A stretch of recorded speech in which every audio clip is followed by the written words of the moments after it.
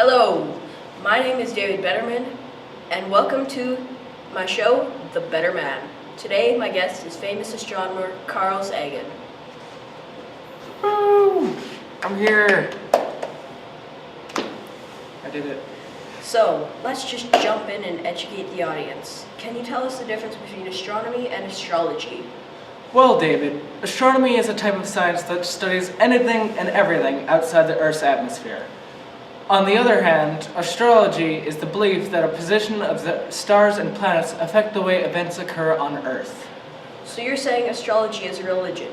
Yes. Okay, let's move on. I'm sure the crowd would love to hear you explain what is frame of reference. A frame of reference is when the sun, or the center of of mass of the universe, is fixed in a place and is not rotating with respect to the stars. Fantastic. Okay, with the rate we are going, we might not finish before our program ends, so we're going to have some rapid fire questions. I hope you don't mind. Oh no, go ahead. Describe the geocentric model of Earth.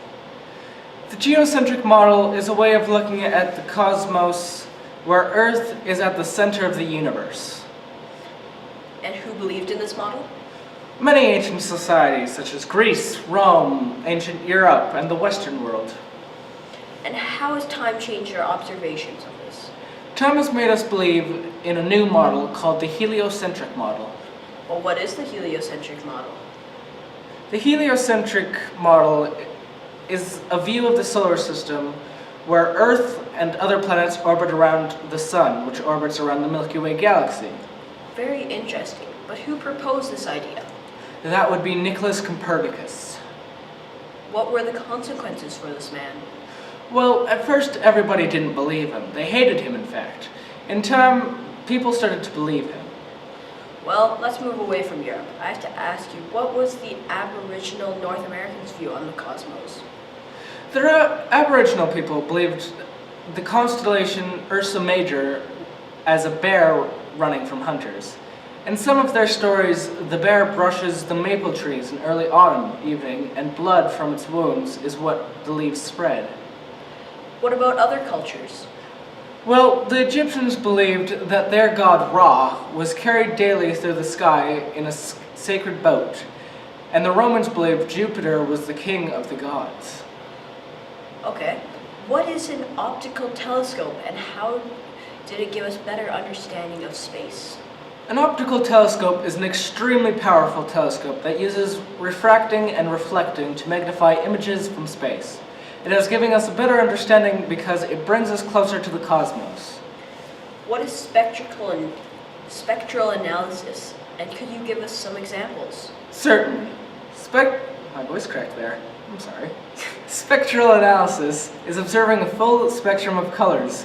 Some examples are emissions or bright lines spectrum, continuous spectrum, and absorption spectrum. And how does this explain what stars are made of? The different amounts of pressure in the stars produces the different spectra, and different elements are tied to different spectra. Okay, what is a celestial body? A celestial body is anything that is in outer space. Can you tell us what Polaris is and what's special about it? Polaris is a star in the sky directly above the North Pole. What makes it special is it appears to stay fixed in the sky, so you can use it for navigation. I have some terms for you. Could you tell me what they mean? Of course. What is a star? A star is a massive sphere of burning gas and elements glued together by its own gravity. What is a star system? A small collection of stars that orbit each other. What is a galaxy? A galaxy is a massive system made of stars, planets, random gases, and dust all bound together by gravity. What is a nebula? A nebula is a cloud of lots of gases, including dust, hydrogen, and helium. Stars usually form in the nebula. What is a supernova? A supernova is an explosion of a star that shows for years. What is a red giant? It is a giant star in a late stage of the star cycle. What is a white dwarf? A white dwarf is a star in its final phase for most stars, and it will eventually turn into a black dwarf when it's finished. Can you tell us what are constellations and name some visible from Earth? A constellation is a group of stars when connected make shapes. Some examples are the Big Dipper, the Little Dipper, and Orion. What is a gaseous planet? A gaseous planet is a large planet that is not made of mostly solid. Can you name any in our solar system? There's Jupiter, Saturn, Neptune, and Uranus. What is a terrestrial planet? A terrestrial planet is a planet that is made primarily of rocks and metals. And what are some in our solar system? Mercury, Venus, Earth, and Mars. Name the planets in our solar system. I assume you mean in order? Yes. Let me think for a second. There's Mercury, Venus, Earth, Mars, Jupiter, Saturn, Uranus, and Neptune. What are the three largest planets? Jupiter, Saturn, and Uranus. What are the three smallest planets? Mercury, Mars, and Venus. Which planets in our solar system have rings? There's Saturn, Jupiter, Neptune, and Uranus. Can you tell us what you know about Halley's Comet? Halley's Comet, as it's pronounced, is visible every 75 to 76 years. It'll be visible next in 2061. So tell us about asteroids, comets, and meteors. Well, asteroids are minor planets that are orbiting a sun. A famous asteroid is 4 Vesta. A comet is a small icy asteroid-like object that when passing by the sun melts most of its ice, revealing a tail of gas. A famous comet is, as we've said before, Halley's Comet. A meteor is a small rocky or metallic body orbiting in space. A well-noted meteor is the Willamette meteor. Can you tell us about the Milky Way? Certainly. The Milky Way is our home galaxy. Our solar system resides here. It got its name because it looks a lot like spilt milk.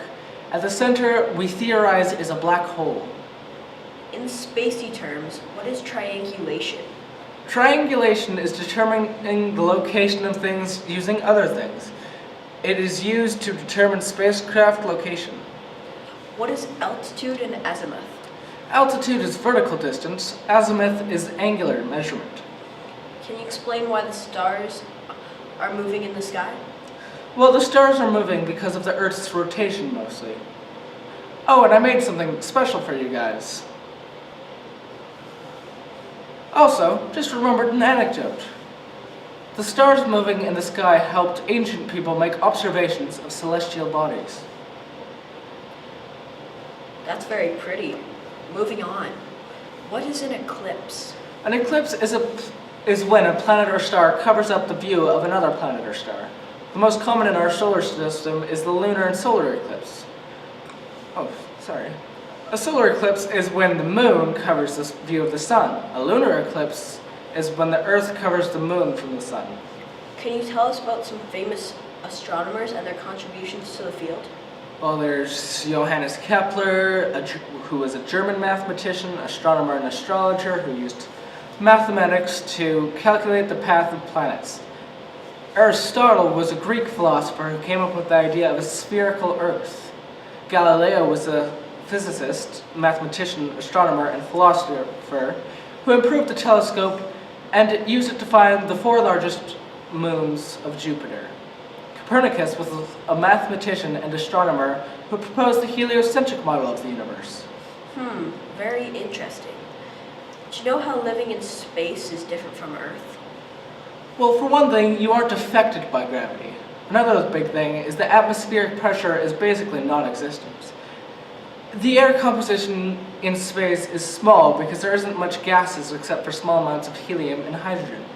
The temperature in space is, if you're in direct sunlight, can get up to 200 degrees Celsius. And in space in deep space can get as low as negative 270 degrees Celsius. The availability of water in space is only in random chunks of ice from space. How do these conditions make it hard to survive in space? It makes it extremely difficult because the temperatures are so extreme and the lack of pressure is so much that you would be ripped apart and frozen without a ton of protection. Can you tell us about the recent advancements in air and water recycling technology? Well, we recently made a machine that recycles your P water, at 93% efficiency. And we can also generate oxygen from water. How do those work? The water recycler works by having a keg spin to produce an artificial gravity field. Then the water is boiled while it's spinning, the steam rises into an air filter, and the contaminants stay at the bottom. The air generator works by a process called electrolysis. Sorry, I always have trouble pronouncing this. Electrolysis, where an electric current passes through the water from an anode to a cathode. What limits how far and for how long we can go into space?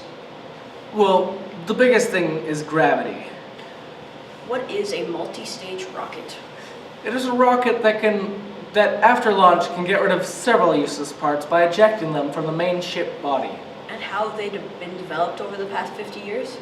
A huge improvement is the soaring technology advancements in computers. Can you tell us what space stations and space shuttles are? A space shuttle is a reusable spacecraft. A space station is a spacecraft that can sustain a crew, can dock with other spacecraft, and is meant to stay in space for a very long period of time. How do these craft get into and stay in space? To get into space, you use 2 solid rocket boosters most of the time, then propel the ship at a speed of 8 kilometers per second. Finally, to stay in space, the spacecraft uses centrifugal force to fall to Earth, but because it's already going so fast, it misses Earth and just keeps falling around Earth. A space station gets into space by being carried up by shuttle piece by piece, and then assembled in space, and stays in space for the same reason as the shuttle. Back to the shuttle, I forgot to tell you how it lands. It lands almost exactly like an airplane, except much cooler. What is an artificial satellite? An artificial satellite is a man-made object placed in orbit around Earth or another planet used for collecting information or communication. What is a communication satellite? A communication satellite is a satellite placed around the Earth to provide TV, radio, internet, and phones. What does GPS stand for? Global Positioning System. And what is that? It is a satellite that can receive radio signals and can send back an exact location of where the signal was sent. How do satellites help us with weather observation? The satellites show cloud formations, large weather events such as hurricanes, and other global warming systems. What is an optical telescope, and can these be positioned in space? An optical telescope is an extremely powerful telescope that uses refracting and reflecting to magnify images from space. And it could be put in space. I even have a picture of one that is in space right now. Wow, that's cool. Can you tell us about radio telescopes? Certainly. A radio telescope is an instrument that uses a radio receiver and an antenna system to detect radio frequency radiation emitted by celestial bodies. Can you show us another picture? Sure. How do radio and optical telescopes determine characteristics of stars and star systems? Well, we have a method called interferometry. The interferometry, we use 2 radio or optical telescopes and connect them electronically, then use triangulation to pinpoint the location of a celestial body. Okay. What is space junk? Space junk is man-made debris floating in space. What are the risks associated with space junk? Fuel expenditure, satellites burning up, and solar radiation. Going from the first and last in that list of dangers, the space junk could crash into you. If you run out of fuel, you won't be able to accelerate or decelerate, but you keep momentum, so if you're in orbit, you'll stay there. If a satellite burns up, it'll lose orbit, fall to Earth, and might cause massive amounts of damage. And finally, solar radiation can kill you or give you cancer if you have too much exposure. Can you tell us about the Canadarm? It is a mechanical arm made in Canada used by NASA in the International Space Station. It is used to help construct and repair the station. How else has Canada contributed to research on the final frontier? Well, in Canada, they've designed the lunar module for the Apollo program, And also, they were the first country in the world to have its own communication satellite network. That's great. Name some Canadian astronauts and tell me about your favorite. Well, there's Chris Hadfield, Marc Garneau, Roberta Bondar, Bob Thirsk, and Bjarni Trigason. My favorite is Chris Hadfield. He was the first Canadian commander of the ISS. He was the only Canadian ever to board the Russian space station MIR, and he has taken 3 flights into space from 1995 to 2012. And he is most famous for making science experiment videos and uploading them to YouTube. Can you tell us how expensive space exploration is? Well, here's some statistics. It costs $20 billion for the Apollo program. The Mars rover cost about $800 million. Congress funded originally $16.2 billion to kickstart NASA in 2004, and no one knows for sure how much the U.S. has paid toward the ISS. Has there been any ethical issues related to space exploration? Oh, yes, there has been the issue of people dying in space. So far, only a total of 18 astronauts have died in space due to accidents. Because of this idea, space travel is usually deemed too dangerous, and people tend to lose interest in the idea of space exploration. But our scientific curiosity still pushes on. Well, it's been a pleasure having you on the show, but I'm afraid we've run out of time. I hope you enjoyed the show, and I hope you tune in next week when we have an even specialer guest than this guy.